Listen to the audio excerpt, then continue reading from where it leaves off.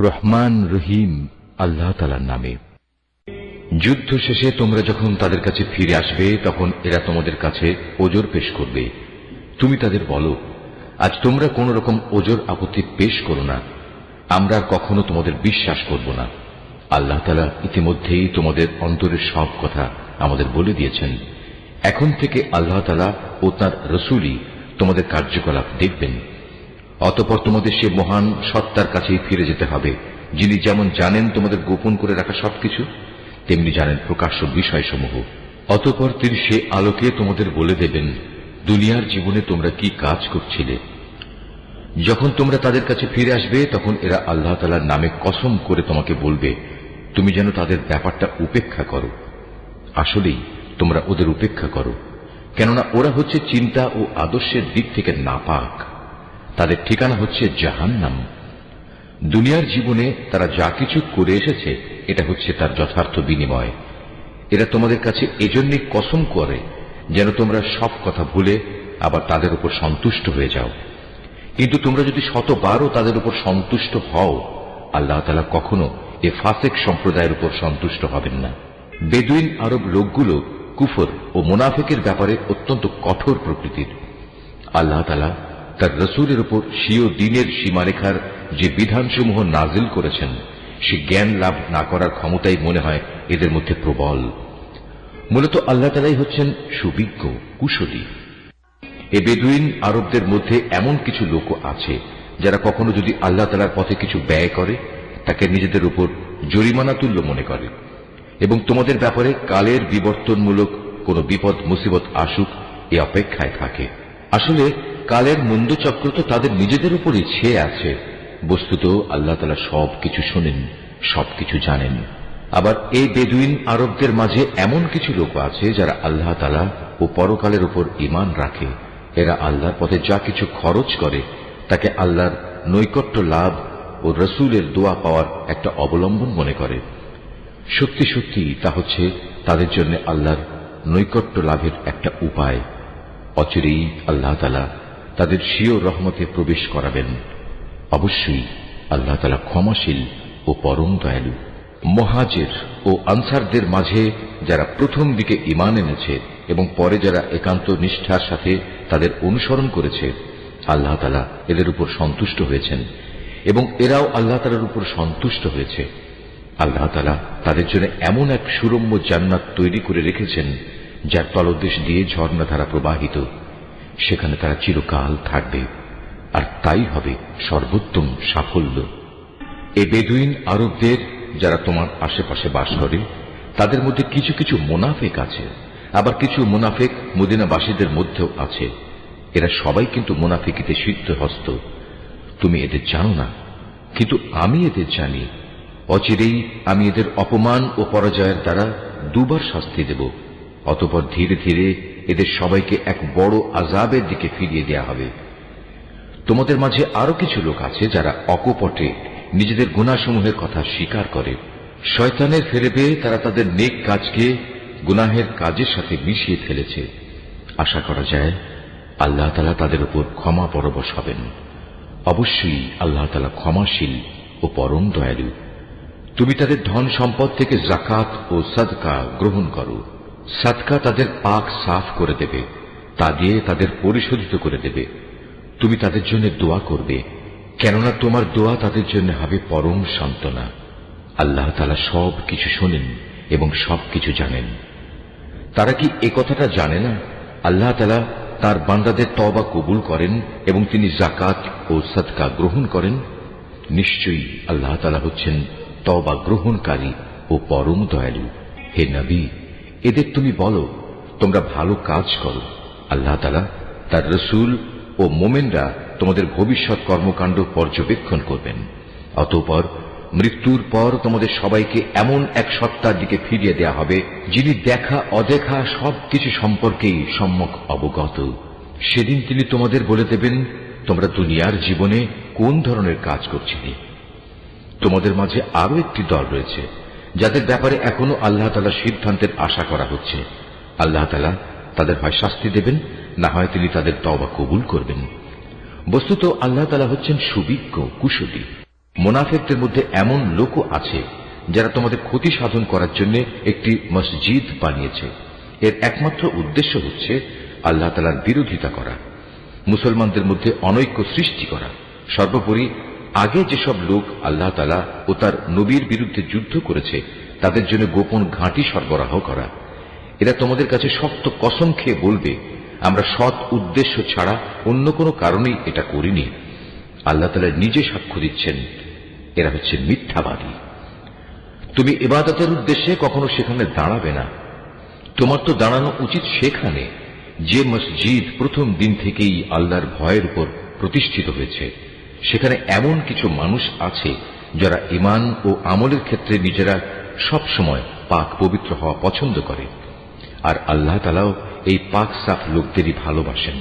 যে ব্যক্তি তার ঘরের ভিত্তি স্থাপন করেছে আল্লাহর ভয় ও আল্লাহর সন্তুষ্টির উপর, সে ব্যক্তি উত্তম, না যে ব্যক্তি তার ঘরের ভিত্তি দাঁড় করিয়েছে পতন উন্মুখ একটি গর্তের কিনারায়, এবং যা তাকে সহ অচিরেই জাহান্নামের অতল আগুনের খাদে গিয়ে পড়বে। আল্লাহ তাআলা কখনো জালেম সম্প্রদায়কে হেদায়েত দেন না। ওরা যা বানিয়েছে তা হামেশাই তাদের অন্তরে একটি সন্দেহের বীজ হয়ে আটকে থাকবে, যে পর্যন্ত না ওদের অন্তরসমূহ ছিন্ন বিচ্ছিন্ন হয়ে যাবে, ততদিন পর্যন্ত তা অব্যাহত থাকবে। আল্লাহ তাআলা সর্বজ্ঞ ও প্রবল প্রজ্ঞাময়।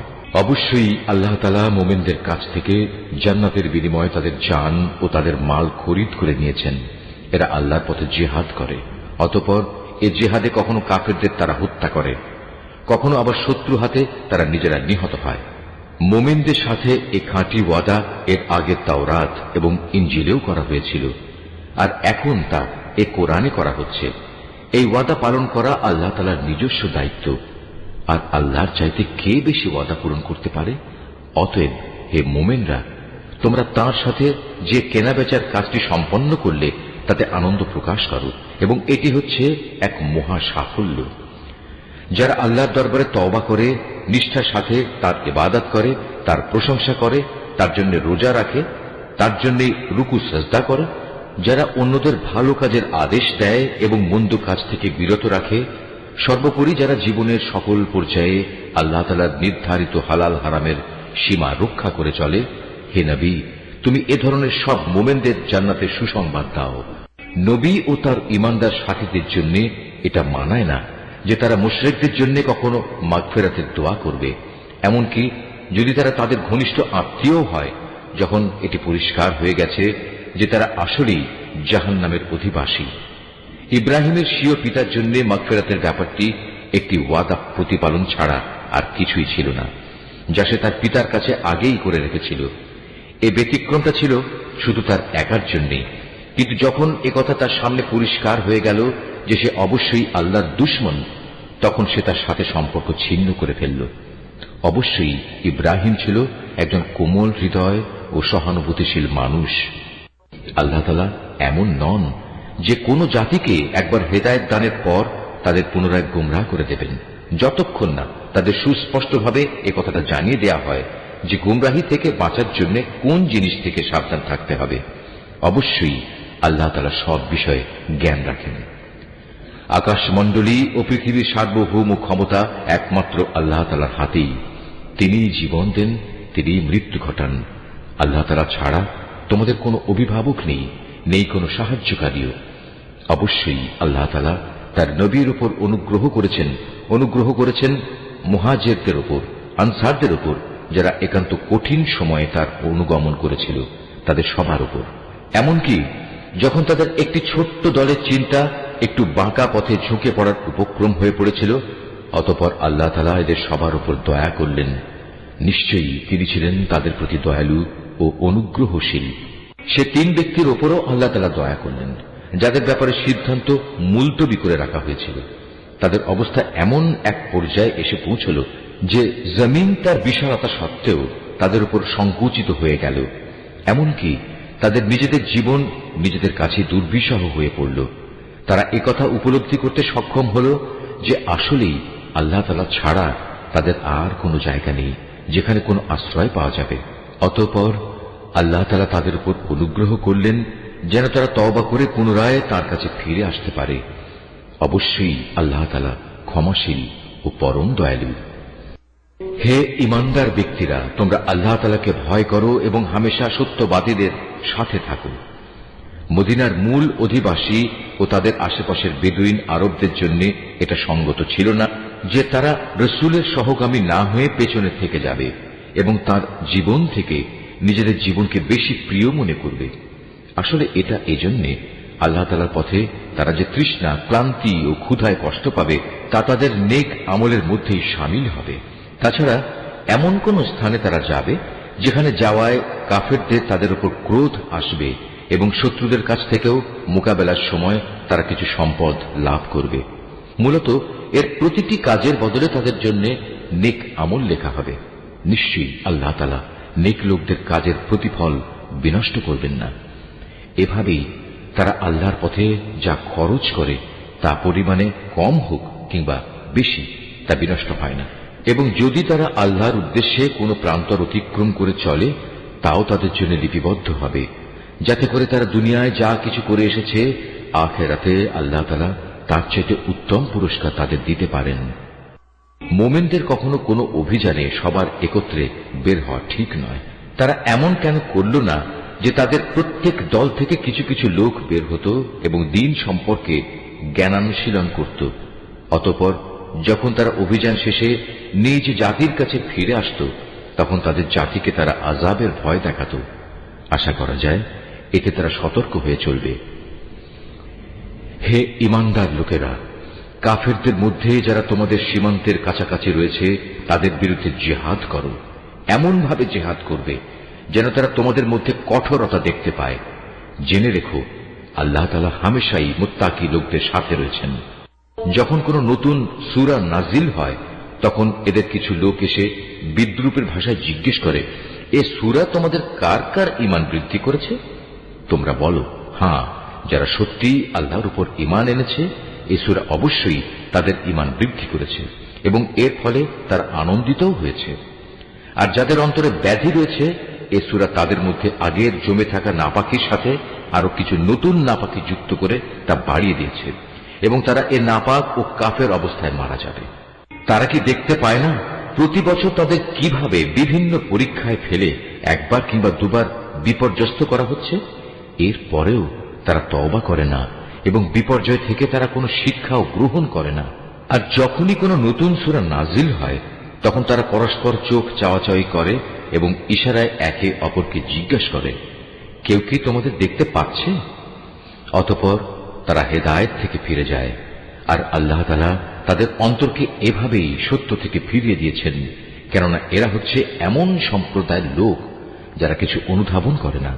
হে মানুষ, তোমাদের কাছে তোমাদেরই মধ্যে থেকে এক রসূল এসেছে। তোমাদের কোন রকম কষ্ট ভোগ তার কাছে দুঃসহ। সে তোমাদের একান্ত কল্যাণকামী। ঈমানদারদের প্রতি সে হচ্ছে স্নেহপরায়ণ ও পরম দয়ালু।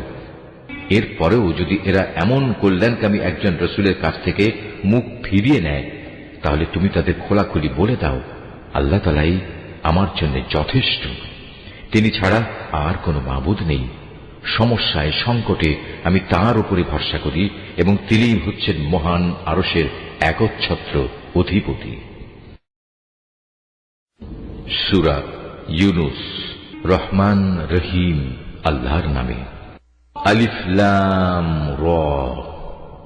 এগুলো হচ্ছে একটি জ্ঞান গর্ভ গ্রন্থের আয়াত। মানুষের কাছে এটা কি আসলেই একটা আশ্চর্যের বিষয় যে আমি তাদের মধ্যে থেকে তাদেরই মতো একজন মানুষের কাছে ওহী পাঠিয়েছি, যেন সে মানুষকে তাদের জাহান্নাম সম্পর্কে সাবধান করে দিতে পারে। আবার যারা এ ওহীর উপর ঈমান আনে তাদের এ মর্মে সুসংবাদও দিতে পারে যে তাদের জন্য তাদের মালিকের কাছে উঁচু মর্যাদা রয়েছে। কাফেররা এমনি আশ্চর্যান্বিত হয়ে পড়ল যে তারা বলল, অবশ্যই এ ব্যক্তি একজন সুদক্ষ জাদুকর।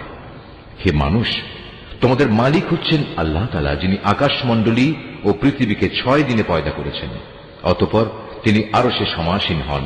তিনি এর যাবতীয় কাজ স্বহস্তে নিয়ন্ত্রণ করেন। কেউই তাঁর অনুমতি ছাড়া কারো জন্য সুপারিশকারী হতে পারে না। এই হচ্ছেন তোমাদের মালিক আল্লাহ তাআলা। অতএব তোমরা তাঁরই ইবাদত করো। তোমরা কি আসল কথা অনুধাবন করবে না? মৃত্যুর পর তোমাদের সবার ফিরে যাবার জায়গা হবে একমাত্র তাঁর কাছে। সেখানে গিয়ে তোমরা আল্লাহ তাআলা সকল প্রতিশ্রুতি সত্য পাবে। তিনি এ সৃষ্টির অস্তিত্ব দান করেন। মৃত্যুর পর তিনি আবার তাকে তার জীবন ফিরিয়ে দেবেন, যাতে করে যারা তার উপর ঈমান আনে, ভালো কাজ করে, যথার্থ ইনসাফের সাথে তিনি তাদের কাজের বিনিময় দান করতে পারেন এবং একথাটাও পরিষ্কার করে দিতে পারেন। যারা আল্লাহ তাআলাকে অস্বীকার করে তাদের জন্য উত্তপ্ত পানীয় ও কঠিন শাস্তি রয়েছে, কেননা তারা পরকালের এ শাস্তি অস্বীকার করত। সে মহান আল্লাহ তাআলা সূর্যকে প্রখর তেজোদ্দীপ্ত করে বানিয়েছেন এবং চাঁদকে বানিয়েছেন জ্যোতির্ময়।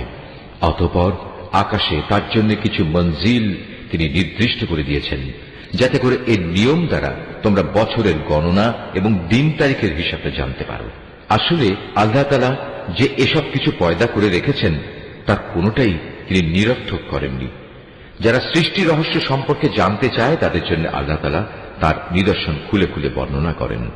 অবশ্যই দিন ও রাতের পরিবর্তনে এবং আল্লাহ তাআলা যা কিছু এ আসমান সমূহ ও জমিনের মাঝে পয়দা করেছেন তার প্রতিটি জিনিসের মাঝে পরেজগার লোকদের জন্য আল্লাহ তাআলাকে চেনার নিদর্শন রয়েছে। মানুষের মাঝে যারা মৃত্যুর পর আমার সাথে সাক্ষাতের প্রত্যাশী নয়, যারা এ পার্থিব জীবন নিয়েই সন্তুষ্ট এবং এখানকার সবকিছু নিয়েই পরিতৃপ্ত, সর্বোপরি যারা আমার সৃষ্টি বৈচিত্র্যের নিদর্শন সমূহ থেকে গাফেল থাকে, তারাই হচ্ছে সেসব লোক যাদের নিশ্চিত ঠিকানা হবে জাহান্নামের আগুন। এ হচ্ছে তাদের সে কর্মফল যা তারা দুনিয়ার জীবনে অর্জন করেছে।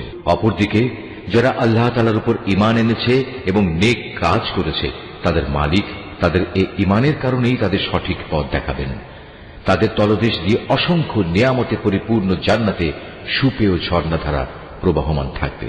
এ সময়ে তাদের মুখে একটি মাত্র ধ্বনি প্রতিধ্বনিত হতে থাকবে, হে আল্লাহ, তুমি কত মহান, কত পবিত্র। সেখানে তাদের পারস্পরিক অভিবাদন হবে সালাম, এবং তাদের শেষ কথা হবে যাবতীয় তারিফ সৃষ্টিকুলের মালিক আল্লাহ তাআলার জন্য। ভেবে দেখো, আল্লাহ তাআলা যদি মানুষের জন্য তাদের অন্যায় কাজকর্মের শাস্তি দিতে গিয়ে অকল্যাণকে ত্বরান্বিত করতেন, যেভাবে মানুষ নিজেদের কল্যাণ ত্বরান্বিত করতে চায়, তাহলে তাদের অবকাশ দেওয়ার এই সুযোগ কবেই শেষ হয়ে যেত। কিন্তু আল্লাহ তাআলা তাদের ঢিল দিয়ে রেখেছেন। অতঃপর যারা আমার সাথে সাক্ষাতের আশা করে না, আমি তাদের নাফরমানির জন্য তাদের উদ্ভ্রান্তের মতো ঘুরে বেড়াতে দিই। মানুষকে যখন কোনো দুঃখ দৈন্য স্পর্শ করে, তখন সে বসে শুয়ে দাঁড়িয়ে সর্বাবস্থায় আমাকেই ডাকে। অতঃপর আমি যখন তার দুঃখ কষ্ট তার কাছ থেকে সরিয়ে নিয়ে যাই, তখন সে এমনই বেপরোয়া হয়ে চলতে শুরু করে, তাকে যে একসময় দুঃখ কষ্ট স্পর্শ করেছিল মনে হয় তা দূর করার জন্য আমাকে সে কখনো ডাকেইনি। এভাবেই যারা বারবার সীমা লঙ্ঘন করে তাদের জন্য তাদের কাজকর্ম শোভনীয় করে দেয়া হয়েছে। তোমাদের আগে অনেক কয়েকটি মানব গোষ্ঠীকে আমি ধ্বংস করে দিয়েছি যখন তারা জুলুম করতে শুরু করেছিল, অথচ তাদের কাছে আমার সুস্পষ্ট নিদর্শন সহ তাদের রসুলরা এসেছিল, কিন্তু তারা কোনো রকমেই ঈমান আনল না। এভাবেই ধ্বংসের মাধ্যমে আমি নাফরমান জাতিদের তাদের জুলুমের প্রতিফল দিয়ে থাকি। অতঃপর আমি এ জমিনে তাদের জায়গায় তোমাদের খলিফা করে পাঠিয়েছি। আমি দেখতে চাই তোমরা আমার সাথে কি ধরনের আচরণ করো। হে নবী, যখন আমার সুস্পষ্ট আয়াতসমূহ তাদের পড়ে শোনানো হয়, তখন তাদের মধ্যে যারা আমার সাথে মৃত্যুর পর কোন রকম দেখা সাক্ষাতের আশা করে না, তারা ঔদ্ধত্যের সাথে তোমাকে বলে, এছাড়া অন্য কোনো কোরআন নিয়ে এসো কিংবা একে বদলে দাও। তুমি এদের বলো, আমার নিজের এমন কোনো ক্ষমতাই নেই যে আমি একে বদলে দেব। আমি তো তাই অনুসরণ করি যা আমার উপর ওহী আসে। আমি যদি আমার মালিকের কোন রকম নাফরমানি করি, তাহলে আমি একটি মহা দিবসের কঠিন শাস্তির ভয় করি। তাদের তুমি এও বলো, আল্লাহ তাআলা না চাইলে আমি তোমাদের কাছে এ কোরআন তো পাঠই করতাম না। আমি তো এ গ্রন্থ সম্পর্কে তোমাদের কোনো কিছু জানাতামই না। কিন্তু আমি তো এর আগেও তোমাদের মাঝে অনেকগুলো বয়স কাটিয়ে এসেছি, তোমরা কি বুঝতে পারছো না? অতঃপর বলো, তার চাইতে বড় জালেম আর কে হতে পারে যে আল্লাহ তাআলার উপর মিথ্যা আরোপ করে কিংবা তার আয়াত অস্বীকার করে? এই ধরনের নাফরমান লোকেরা কখনোই সফল কাম হয় না। এই মূর্খ লোকেরা আল্লাহ তাআলাকে বাদ দিয়ে এমন কিছুর উপাসনা করে যা তাদের কোন রকম ক্ষতি করতে পারে না, আবার তা তাদের কোন রকম উপকারও করতে পারে না। তারা বলে, এগুলো হচ্ছে আল্লাহ তাআলার কাছে আমাদের সুপারিশকারী। তুমি এ মুশরিকদের বলো, তোমরা কি আল্লাহ তাআলাকে এমন কোন কিছুর খবর দিতে চাও যা তিনি আসমান সমূহের মাঝে অবহিত নন এবং জমিনের মাঝেও নন? তিনি পাক, পবিত্র এবং মহান। তারা যে শিরক করে তিনি তার চাইতে অনেক ঊর্ধ্বে। মূলত মানুষ ছিল একই জাতি, অতঃপর তারা তাদের মাঝে মতবিরোধ সৃষ্টি করেছে। তোমার মালিকের পক্ষ থেকে তাদের শাস্তির মুহূর্তটি মৃত্যুর পরবর্তী জীবন পর্যন্ত স্থগিত করার ঘোষণা না থাকলে কবেই সে বিষয়ে ফয়সালা হয়ে যেত। আজ এ বিষয় নিয়ে তারা মতবিরোধ ঘটায়। তারা আরো বলে, তার মালিকের কাছ থেকে তার উপর কোনো নিদর্শন অবতীর্ণ হয় না কেন? তুমি তাদের বলো, গায়েব সংক্রান্ত যাবতীয় জ্ঞান তো একমাত্র আল্লাহ তাআলার কাছে। অতএব আল্লাহ তাআলার সে গায়েবী ফয়সালার জন্য তোমরা অপেক্ষা করো, আর আমিও তোমাদের সাথে সেদিনের প্রতীক্ষা করছি। মানুষকে দুঃখ মুসিবত স্পর্শ করার পর যখন আমি তাদের কিছুটা করুণার স্বাদ ভোগ করাই, তখন সাথে সাথেই তারা আমার রহমতের নিদর্শন সমূহের সাথে চালাকি শুরু করে দেয়। হে নবী, তুমি বলো, কলা কৌশলে আল্লাহ তাআলা সবার চাইতে বেশি তৎপর। অবশ্যই আমার ফেরেশতারা তোমাদের যাবতীয় কলা কৌশলের কথা তোমাদের আমল নামায় লিখে রাখে। তিনি মহান আল্লাহ তাআলা, যিনি তোমাদের জলে স্থলে ভ্রমণ করান। এমনকি তোমরা যখন নৌকায় আরোহণ করো এবং এই নৌকাগুলো যখন তাদের নিয়ে অনুকূল আবহাওয়ায় চলতে থাকে, তখন নৌকার আরোহীরা এতে ভীষণ আনন্দিত হয়। হঠাৎ এই নৌকাগুলো এক সময় ঝড়বাহী বাতাসের কবলে পড়ে এবং চারদিক থেকে তাদের উপর ঢেউ আসতে থাকে এবং তারা মনে করে এবার সত্যি এ বাতাস ও ঢেউ দ্বারা তারা পরিবেষ্টিত হয়ে গেছে।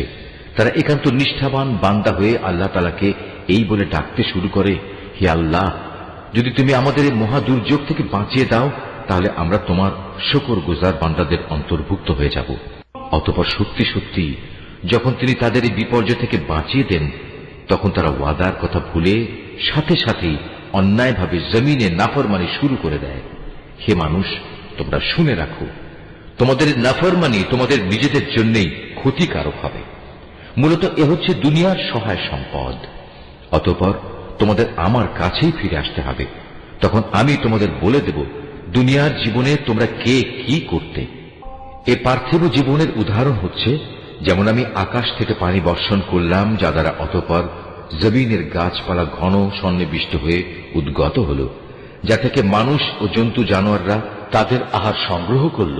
এরপর একদিন যখন জমিন তার সৌন্দর্যের রূপ ধারণ করল এবং আপন সৌন্দর্যে সে শোভিত হয়ে উঠল, তখন এসব দেখে তার জমিনের মালিক মনে করল তারা বুঝি এর ফসল ভোগ করার উপর এখন সম্পূর্ণ ক্ষমতাবান হয়ে গেছে।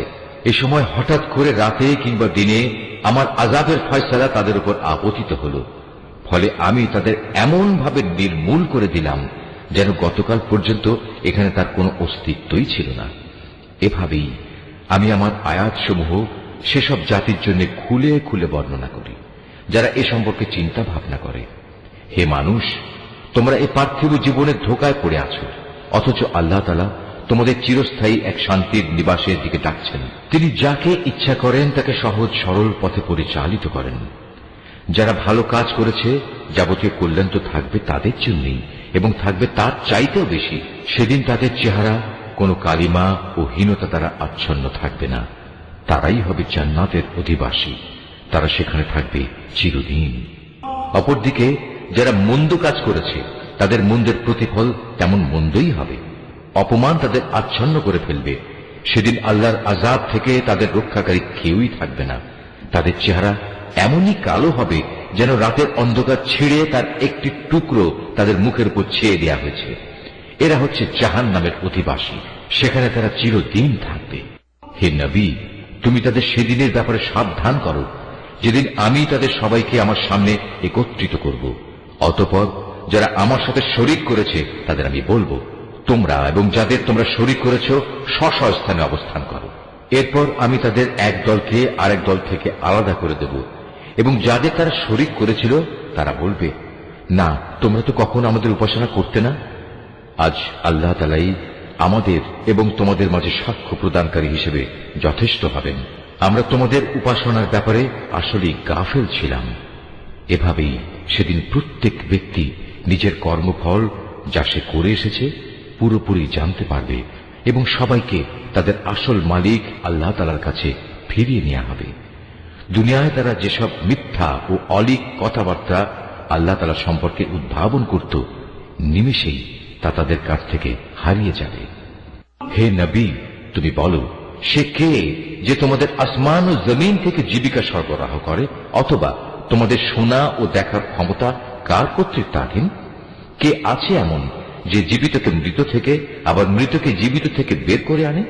কে আছে এমন যে এসব কিছুর পরিকল্পনা প্রণয়ন করে? তাদের এসব প্রশ্ন করলে তারা সাথে সাথেই বলে উঠবে, হ্যাঁ, অবশ্যই আল্লাহ। তুমি তাদের বলো, যদি তাই হয় তাহলে সত্য অস্বীকার করার পরিণামকে কি তোমরা ভয় করবে না? তিনি আল্লাহ তাআলা, তিনি তোমাদের আসল মালিক। সত্য আসার পর তাকে না মানা গুমরাহি নয়তো আর কি? সুতরাং তাকে বাদ দিয়ে বলো, তোমরা কোন দিকে ধাবিত হচ্ছ? এভাবেই যারা নাফরমানি করেছে তাদের উপর তোমার মালিকের সে কথাই সত্য বলে প্রমাণিত হলো যে এরা কখনো ঈমান আনবে না। তুমি তাদের আরো বলো, তোমাদের বানানো এসব শরীকদের মধ্যে এমন কেউ কি আছে যে প্রথমবার বানাতে পেরেছিল অতঃপর মৃত্যুর পর আবারও তা তৈরি করতে পারবে? তুমি বলো, আল্লাহ তাআলা এই সৃষ্টিকে প্রথম অস্তিত্ব প্রদান করেন, অতঃপর দ্বিতীয়বার তিনিই তাতে পুনরায় জীবন দান করেন। এরপরেও তোমরা কেন বারবার সত্য থেকে বিচ্যুত হচ্ছ? তাদের আরো বলো, তোমাদের বানানো শরীকদের মধ্যে এমন কে আছে যে মানুষকে সঠিক পথ দেখাতে পারে? তুমি বলো, হ্যাঁ, আল্লাহ তাআলাই সঠিক পথ দেখাতে পারেন। যিনি সঠিক পথ দেখান তিনি অনুসরণের বেশি যোগ্য, না সে ব্যক্তি যে নিজেই কোনো পথের সন্ধান পায় না যতক্ষণ না তাকে সে পথের সন্ধান দেয়া হয়? তোমাদের একই হলো, কেমন ধরনের ফয়সালা করো তোমরা? তাদের অধিকাংশ ব্যক্তি নিজেদের আন্দাজ অনুমানের অনুসরণ করে, আর সত্যের পরিবর্তে আন্দাজ অনুমান তো কোনো কাজে আসে না। আল্লাহ তাআলা অবশ্যই ওদের কর্মকাণ্ড সম্পর্কে পূর্ণাঙ্গ ওয়াকিবহাল রয়েছেন। এ কোরআন এমন কোন গ্রন্থ নয় যে আল্লাহর ওহী ব্যতিরেকে কারো ইচ্ছা মাফিক বানিয়ে নেওয়া যাবে, বরং এই গ্রন্থ সেসব গ্রন্থের সত্যবাদিতার সাক্ষ্য প্রদান করে যা এর আগে নাজিল হয়েছিল। এতে কোনো সন্দেহ নেই, এটা হচ্ছে সৃষ্টিকুলের মালিক আল্লাহ তাআলার সত্য বিধানসমূহের বিশদ ব্যাখ্যা। তারা কি একথা বলে, এ ব্যক্তি মুহাম্মদ এই গ্রন্থটি রচনা করে নিয়েছে? হে নবী, তুমি এদের বলো, তোমরা তোমাদের দাবিতে যদি সত্যবাদী হও তাহলে তোমরাও এমনই ধরনের একটি সূরা বানিয়ে নিয়ে এসো এবং এ ব্যাপারে আল্লাহ তাআলা ছাড়া আর যাদের যাদের তোমরা ডাকতে চাও ডেকে তাদেরও সাহায্য নাও। আসল কথা হচ্ছে, যে বিষয়ে তারা তাদের জ্ঞান দিয়ে আয়ত্ত করতে পারল না, কিংবা মানবীয় জ্ঞান বিজ্ঞানের সীমাবদ্ধতার কারণে যার ব্যাখ্যা এখনো তাদের পর্যন্ত পৌঁছয়নি, তারা তাই অস্বীকার করে বসল। তাদের পূর্ববর্তী মানুষরাও এভাবে অস্বীকার করেছিল। আজ দেখো এ অস্বীকারী জালেমদের পরিণাম কি হয়েছে। তাদের মধ্যে কিছু লোক এ গ্রন্থের উপর ঈমান আনবে, আবার কিছু আছে যারা এতে ঈমান আনবে না। জেনে রেখো, তোমার মালিক কিন্তু এই বিপর্যয় সৃষ্টিকারীদের ভালো করেই জানেন। এত বলা কওয়া সত্ত্বেও তারা যদি তোমাকে মিথ্যা প্রতিপন্ন করতেই থাকে তাহলে তুমি তাদের বলে দাও, দেখো, আমার কাজকর্মের দায়িত্ব আমার উপর, আর তোমাদের কাজকর্মের দায়িত্ব তোমাদের উপর। আমি যা কিছু করছি তার জন্য তোমরা দায়ী নাও, আবার তোমরা যা করো তার জন্য আমি দায়ী নই। হে নবী, এদের মধ্যে কিছু লোক এমন আছে যারা তোমার দিকে কান পেতে রাখে। তুমি কি বধিরকে আল্লাহর কালাম শোনাবে, যদিও তারা এর কিছুই বুঝতে পারেন না? আবার ওদের মধ্যে কেউ কেউ আছে যারা তোমার দিকে তাকিয়ে থাকে, কিন্তু তুমি কি অন্ধকে পথ দেখাবে, যদিও তারা নিজেরা এর কিছুই দেখতে পায় না? নিঃসন্দেহে আল্লাহ তাআলা মানুষের উপর কোন রকম জুলুম করেন না, বরং আল্লাহর অবাধ্য হয়ে মানুষেরা নিজেরাই নিজেদের উপর জুলুম করে।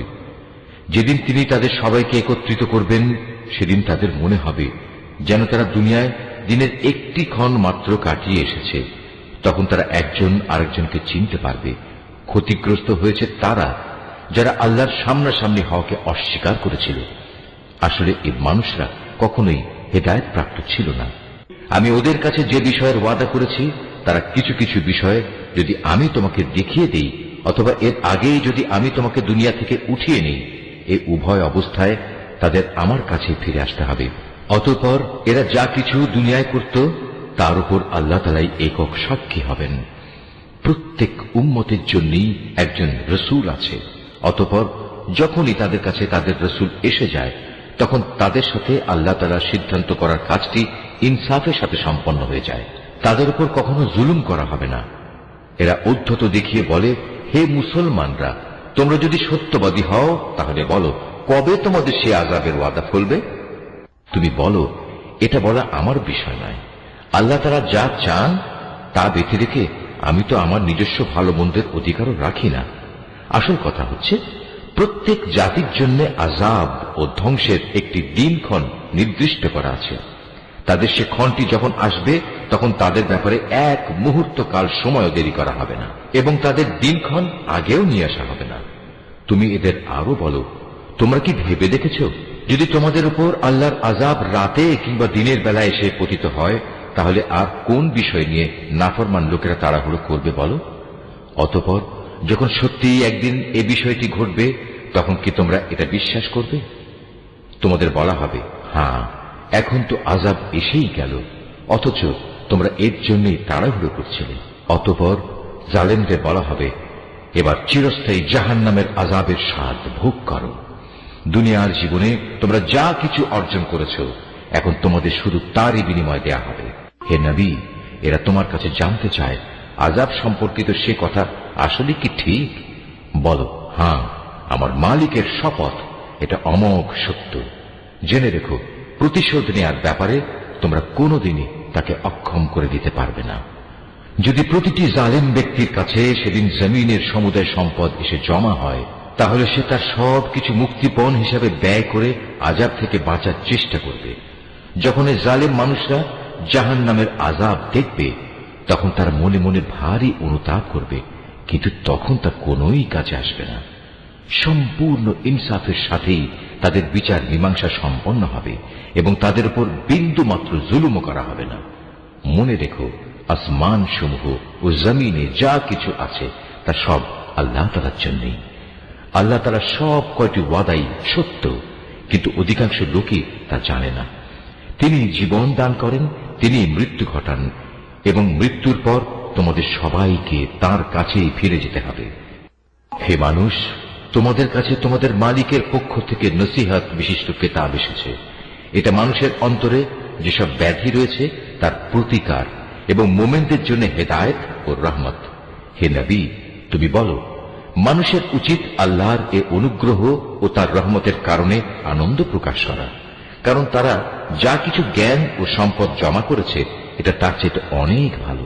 তুমি এদের বলো, তোমরা কি কখনো এই কথা চিন্তা করে দেখেছ, আল্লাহ তাআলা তোমাদের জন্য যে রিজিক নাজিল করেছেন তার মধ্যে থেকে কিছু অংশকে তোমরা হারাম আর কিছু অংশকে হালাল করে নিয়েছ।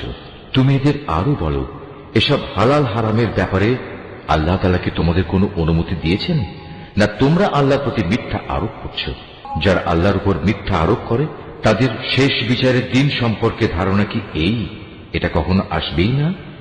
নিঃসন্দেহে আল্লাহ তাআলা বড় অনুগ্রহশীল, তাই তিনি তাদের অবকাশ দিয়ে রেখেছেন, কিন্তু অধিকাংশ মানুষই এজন্য আল্লাহর শুকর আদায় করে না। হে নবী, তুমি যে কাজেই থাকো না কেন এবং সে কাজ সম্পর্কে কোরআন থেকে যা কিছু তেলাওয়াত করো না কেন তা আমি জানি। হে মানুষরা, তোমরা যে কোনো কাজ করো, যে কোনো কাজে তোমরা প্রবৃত্ত হও না কেন, আমি তার ব্যাপারে তোমাদের উপর সাক্ষী হয়ে থাকি। তোমার মালিকের দৃষ্টি থেকে একটি অণু পরিমাণ জিনিসও গোপন থাকে না। আসমানে ও জমিনে এর চাইতে ছোট কিংবা এর চাইতে বড় কোনো কিছুই নেই যা এ সুস্পষ্ট গ্রন্থে লিপিবদ্ধ নেই। জেনে রেখো, কিয়ামতের দিন আল্লাহ তাআলার বন্ধুদের জন্য কোনো ভয় নেই, সেদিন তারা চিন্তিতও হবে না। এরা হচ্ছে সেসব লোক যারা আল্লাহর উপর ঈমান এনেছে এবং তাকে ভয় করেছে। এ ধরনের লোকদের জন্য দুনিয়ার জীবনে যেমন সুসংবাদ রয়েছে তেমনি পরকালের জীবনেও রয়েছে সুসংবাদ। আল্লাহ তাআলার বাণীর কোনো রদ বদল হয় না, আর সত্যিকার অর্থে এটা হচ্ছে মহা সাফল্য। হে নবী, তোমাকে তাদের কথা যেন কোনো দুঃখ না দেয়।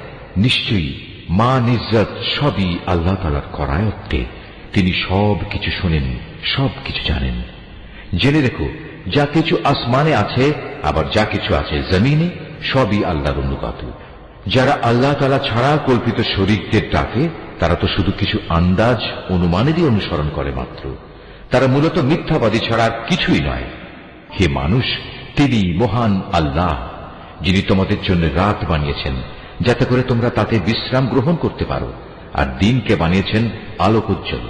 অবশ্যই এতে আল্লাহ তাআলার মহত্বের অনেক নিদর্শন রয়েছে সে সম্প্রদায়ের জন্য যারা নিষ্ঠার সাথে শোনে। তারা বলে আল্লাহ তাআলা নিজের একটি ছেলে বানিয়ে রেখেছেন, অথচ আল্লাহ তাআলা মহাপবিত্র। তিনি স্বয়ং সম্পূর্ণ অভাবমুক্ত। আকাশমণ্ডলী ও পৃথিবীতে যা কিছু আছে সবই তাঁর। তোমাদের কাছে এ দাবির পক্ষে কোনো দলিল প্রমাণও নেই। তোমরা কি আল্লাহ তাআলা সম্পর্কে এমন সব কথা বলে বেড়াচ্ছ যে বিষয়ে তোমরা কিছুই জানো না? হে নবী, তুমি বলো, যারা আল্লাহ তাআলার উপর মিথ্যা আরোপ করে তারা কখনোই সফল কাম পাবে না। এই মিথ্যাচার হচ্ছে পার্থিব জীবনের একটা সম্পদ। পরিশেষে তাদের আমার কাছেই ফিরে আসতে হবে।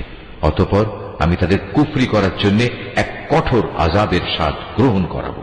হে নবী, ওদের কাছে তুমি নূহের কাহিনী শোনাও, যখন সে তার জাতিকে বলেছিল, হে আমার জাতি, যদি তোমাদের উপর আমার অবস্থিতি ও আল্লাহর আয়াতসমূহ দ্বারা আমার উপদেশ প্রদান খুব দুঃসহ মনে হয়, তবে শুনে রাখো, আমি সম্পূর্ণরূপে আল্লাহর উপর ভরসা করি। অতঃপর তোমরা যাদের আমার সাথে শরীক বানাচ্ছ তাদের সবাইকে একত্রিত করে আমার বিরুদ্ধে তোমাদের পরিকল্পনা চূড়ান্ত করে নাও। দেখে নাও যেন সে পরিকল্পনার কোনো বিষয় তোমাদের দৃষ্টির আড়ালে না থাকে। অতঃপর আমার সাথে তোমাদের যা করার তা করে ফেলো এবং আমাকে কোনো সময় তোমরা দিও না। হ্যাঁ, যদি তোমরা আমার থেকে মুখ ফিরিয়ে নাও তাহলে আমার ক্ষতি হবে না। আমি তো তোমাদের কাছ থেকে এজন্য কোনো পারিশ্রমিক দাবি করিনি। আমার পারিশ্রমিক সে তো আমার আল্লাহ তাআলার কাছে। তার পক্ষ থেকেই আমাকে আদেশ দেওয়া হয়েছে আমি যেন তার অনুগত বান্দাদের অন্তর্ভুক্ত হয়ে যাই। অতঃপর এত বলা কওয়া সত্ত্বেও লোকেরা তাকে মিথ্যা প্রতিপন্ন করল। তখন আমি তাকে এবং তার সাথে যারা নৌকায় আরোহী ছিল তাদের তুফান থেকে উদ্ধার করেছি, এবং যাদের বাঁচিয়ে রেখেছিলাম আমি তাদের পূর্ববর্তী লোকদের প্রতিনিধি করে বসিয়ে দিয়েছি। পরিশেষে যারা আমার নিদর্শনসমূহ অস্বীকার করেছে তাদের আমি মহা প্লাবনে ডুবিয়ে দিয়েছি। অতঃপর হে নবী, তুমি চেয়ে দেখো তাদের কি ভয়াবহ পরিণাম হয়েছে, যাদের বারবার আল্লাহর আযাবের ভয় দেখানো হয়েছে। আমি তারপর অনেক কয়েকজন রাসূলকে তাদের নিজ নিজ জাতির কাছে পাঠিয়েছি। তারা সবাই সুস্পষ্ট প্রমাণসমূহ নিয়ে নিজ জাতির কাছে এসেছে, কিন্তু এমনটি হয়নি যে আগের লোকেরা ইতিপূর্বে যা অস্বীকার করেছিল তার উপর এরা ঈমান আনবে।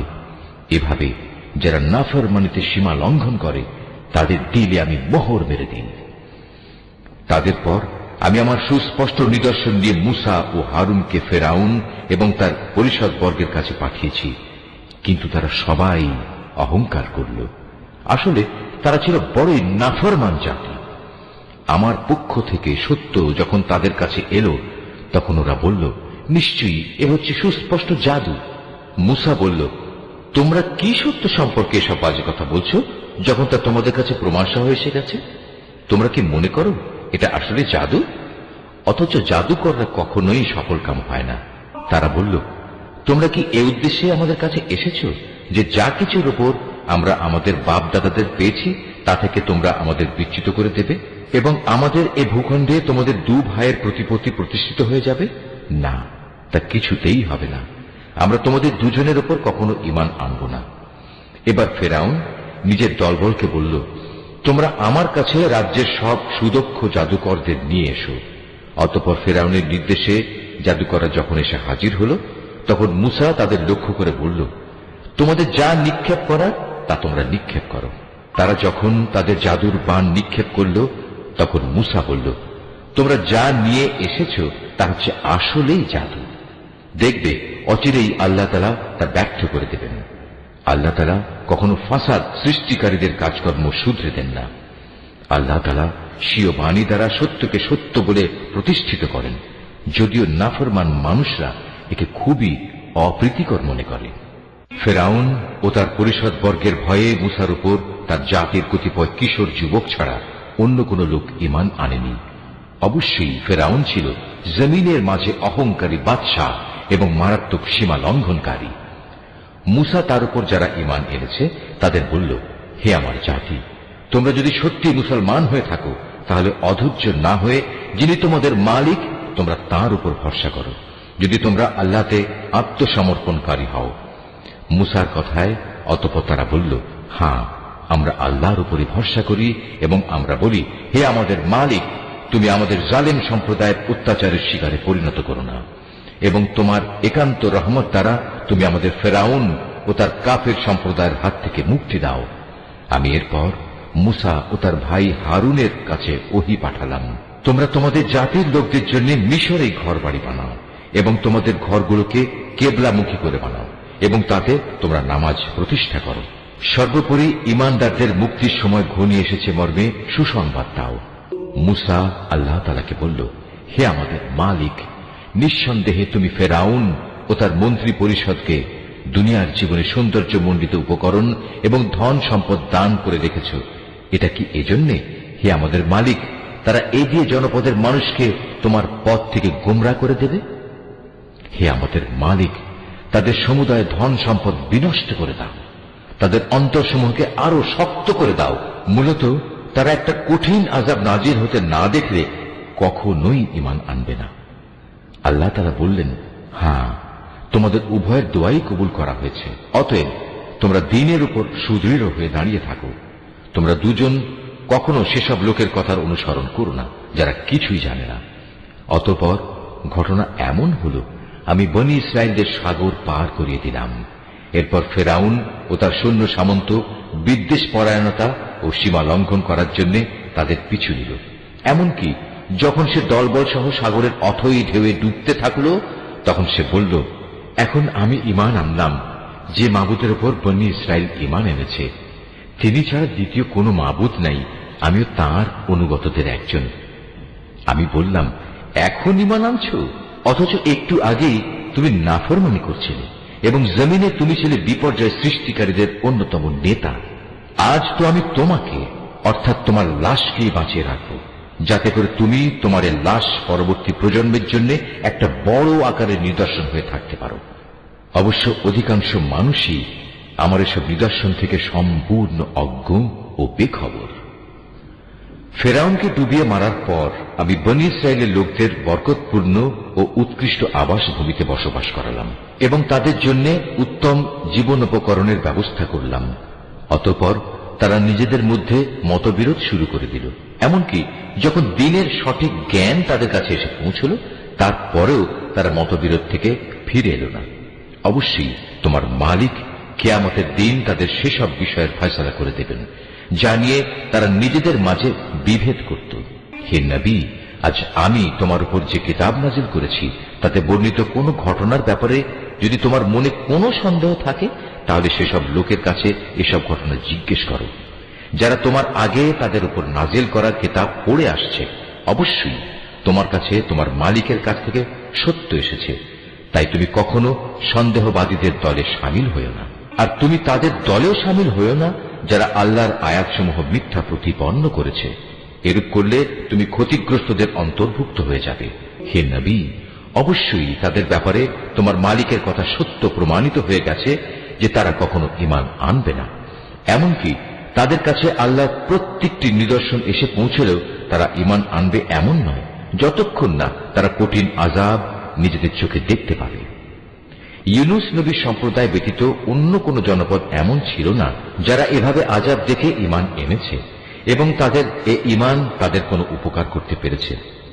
তারা যখন আযাব আসতে দেখে আল্লাহর উপর ঈমান আনল, তখন আমি তাদের এ পার্থিব জীবনের অপমানকর আযাব তাদের কাছ থেকে সরিয়ে নিলাম এবং তাদের আমি এক বিশেষ সময় পর্যন্ত জীবনের উপায় উপকরণ থেকে উপকৃত হতেও সুযোগ দিলাম। হে নবী, তোমার মালিক চাইলে এই জমিনে যত মানুষ আছে তারা সবাই ঈমান আনত, কিন্তু তিনি তা চাননি। তাছাড়া তুমি কি জোর জবরদস্তি করে চাইবে যে তারা সবাই মুমিন হয়ে যাক? কোন মানুষেরই এ সাধ্য নেই যে আল্লাহর অনুমতি বেঁধে রেখে সে ঈমান আনবে।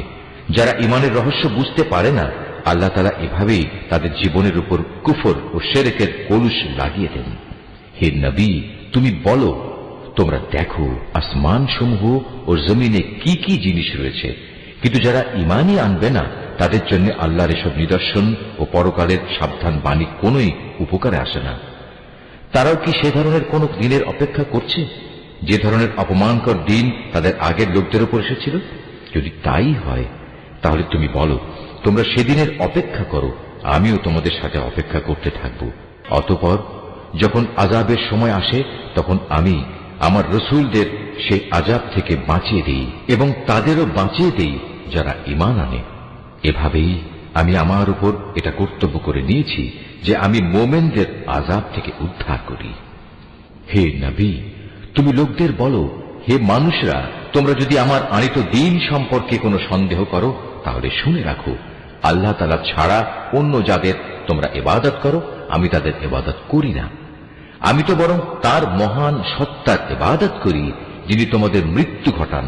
আমাকে আরো আদেশ দেয়া হয়েছে আমি যেন মোমেনদের অন্তর্ভুক্ত থাকি। আমাকে আরো বলা হয়েছে, তুমি আল্লাহর দ্বীনের জন্য একনিষ্ঠভাবে নিজের চেহারা প্রতিষ্ঠিত করো এবং কখনো তুমি মুশরিকদের দলে শামিল হও না। আমাকে আদেশ দেয়া হয়েছে, তুমি কখনো আল্লাহ তাআলাকে বাদ দিয়ে এমন কাউকে ডেকো না যে তোমার কোনো কল্যাণ যেমন করতে পারে না তেমনি তোমার কোনো অকল্যাণও সে করতে পারে না। এ সত্ত্বেও যদি তুমি অন্যথা করো তাহলে তুমি অবশ্যই জালেমদের মধ্যে গণ্য হবে। যদি আল্লাহ তাআলা তোমাদের কোনো দুঃখ কষ্ট দেন তাহলে তিনি ছাড়া অন্য কেউই নেই তা দূরীভূত করার। আবার তিনি যদি মেহেরবানি করে তোমার কোনো কল্যাণ চান তাহলে তার সে অনুগ্রহ রদ করারও কেউ নেই। তিনি তার বান্দাদের যাকে চান তাকেই কল্যাণ পৌঁছান। আল্লাহ তাআলা বড়ই ক্ষমাশীল ও পরম দয়ালু। হে নবী, তুমি বলো, হে মানুষ, তোমাদের কাছে তোমাদের মালিকের পক্ষ থেকে সত্য দ্বীন এসেছে। অতএব যে হেদায়েতের পথ অবলম্বন করবে সে তো তার নিজের ভালোর জন্যই হেদায়েতের পথে চলবে, আর যে গোমরাহ থেকে যাবে সে তো গোমরাহির উপর চলার কারণেই গোমরাহ হয়ে যাবে। আমি তো তোমাদের উপর কর্মবিধায়ক নই যে জোর করে তোমাদের গোমরাহি থেকে বের করে আনব। হে নবী, তোমার উপর যে হেদায়েত নাযিল করা হয়েছে তুমি তার অনুসরণ করো এবং ধৈর্য ধারণ করো যে পর্যন্ত আল্লাহর পক্ষ থেকে কোনো ফয়সালা না আসে, কেননা তিনিই হচ্ছেন সর্বোত্তম ফয়সালাকারী। সূরা হুদ। রহমান রহিম আল্লাহর নামে। আলিফ লাম র। এ কোরআন হচ্ছে এমন একটি কিতাব যার আয়াতসমূহকে অত্যন্ত সুস্পষ্ট ও সুবিন্যস্ত করে রাখা হয়েছে। অতঃপর বর্ণনাসমূহ এখানে বিশদভাবে বলে দেয়া হয়েছে। এ কিতাব এক প্রজ্ঞাময় সর্বজ্ঞ সত্তার কাছ থেকেই তোমার কাছে এসেছে। এর বক্তব্য হচ্ছে, তোমরা আল্লাহ তাআলা ছাড়া আর কারো গোলামি করবে না, আর আমি তো তোমাদের জন্য তার কাছ থেকে আযাবের ভয় প্রদর্শনকারী ও জান্নাতের সুসংবাদ দানকারী মাত্র। এর উদ্দেশ্য হচ্ছে তোমরা যেন তোমাদের মালিকের দরবারে তোমাদের গুনাহ খাতার জন্য ক্ষমা চাইতে পারো, অতঃপর গুনাহ থেকে তওবা করে তাঁর দিকে ফিরে আসতে পারো। তাহলে তিনি তোমাদের একটি সুনির্দিষ্ট সময়সীমা পর্যন্ত উত্তম জীবন সামগ্রী দান করবেন এবং প্রতিটি মর্যাদাবান ব্যক্তিকে তার মর্যাদা অনুযায়ী পাওনা আদায় করে দেবেন। আর যদি তোমরা মুখ ফিরিয়ে নাও তাহলে আমি অবশ্যই তোমাদের জন্য একটি কঠিন দিনের আযাবের ভয় করছি, কেননা এ জীবনের শেষে তোমাদের সবাইকে আল্লাহ তাআলার কাছেই ফিরে যেতে হবে এবং তিনি সর্ববিষয়ের উপর একক ক্ষমতাবান। সাবধান, এ নির্বোধ লোকেরা মনের কথা দিয়ে কিন্তু নিজেদের অন্তরসমূহকে ঢেকে রাখে যেন আল্লাহর কাছ থেকে তা লুকিয়ে রাখতে পারে। কিন্তু এরা কি জানে না, যখন তারা কোনো কাপড় দিয়ে নিজেদের ঢেকে দেয় তখন আল্লাহ তাআলা অবশ্যই জানেন তারা তার ভেতরে কোন বিষয় লুকিয়ে রাখছে আর কোন বিষয় তারা প্রকাশ করছে। অবশ্যই তিনি মনের ভেতরে সব কথা জানেন। নিশ্চয়ই আল্লাহ যা বলেছেন সত্য বলেছেন।